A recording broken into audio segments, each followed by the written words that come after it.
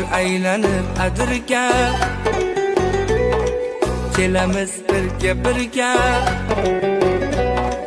yoningdan ketkim kelmas, voy dard cho'milib oqsana tirga. Mast ayladi, sarmast ayladi, mening yuraginimga ishqni joyladi. Voy mast ayladi, sarmast ayladi, mening yuraginimga ishqni joyladi.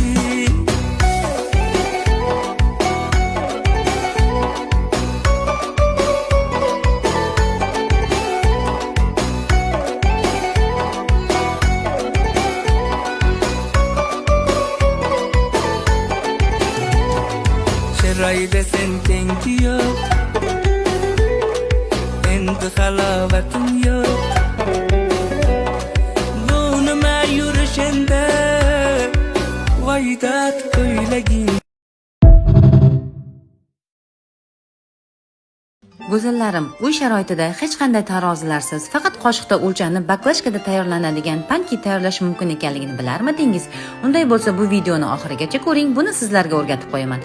Baklashkamizga 3 dona tuxum, 2 osh qoshiq shakar, 1 osh qoshiq asal solamiz. So'ngra ketidan 5 osh qoshiq qaynoq suv quyamiz. Agar asalingiz bo'lmasa, solishingiz shart emas. Va 5 osh qoshiq un, 1 choy qoshiq razrixetelni solib, bir xil massa holatiga kelguncha yaxshilab aralashtirib olamiz.